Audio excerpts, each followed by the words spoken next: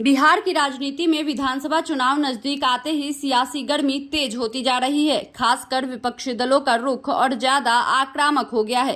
राष्ट्रीय जनता दल के नेता तेजस्वी यादव लगातार मुख्यमंत्री नीतीश कुमार और एनडीए सरकार को निशाने पर ले रहे हैं और अब राजद प्रमुख लालू प्रसाद यादव भी खुलकर हमलावर हो गए हैं। मंगलवार सुबह उन्होंने सोशल मीडिया प्लेटफॉर्म एक्स के जरिए राज्य की कानून व्यवस्था पर गंभीर सवाल उठाते हुए सत्तारूढ़ सरकार पर जमकर निशाना साधा। लालू ने अपने पोस्ट में लिखा कि नीतीश कुमार बताएं कि शाम 5 बजे से पहले ही घर के अंदर घुसकर कितनी हत्याएं हो रही हैं। क्या नीतीश को अंदाजा है कि उनके शासनकाल में अब तक 65,000 हत्याएं दर्ज की गई हैं? ये महज आंकड़ा नहीं, एक खौफनाक सच्चाई है। नीतीश और बीजेपी ने मिलकर कानून व्यवस्था की हालत इतनी बदतर कर दी है कि उसका पूरी तरह से अंतिम संस्कार हो चुका है। बिहार की पुलिस अब तक की सबसे भ्रष्ट, निकम्मी और लापरवाह हो गई है।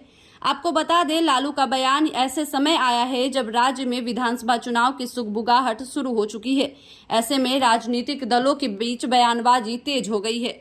एनडीए जहां राजद शासन के समय के जंगल राज को मुद्दा बना रहा है, वहीं विपक्ष मौजूदा सरकार की नाकामी को उजागर करने में जुटा हुआ है। गौरतलब है कि इससे पहले भी 7 जून को लालू प्रसाद ने एक्स पर एक पैरोडी शैली में राज्य सरकार पर हमला बोलते हुए कहा था कि बिहार में अपराध बेकाबू है, अफसरशाही अहंकारी हो गई हैं और महंगाई चरम पर है और साथ ही सरकार को कोई होश नहीं है। उन्होंने दावा किया कि पिछले 2 दशकों में एनडीए सरकार ने बिहार को पूरी तरह तबाह कर दिया है।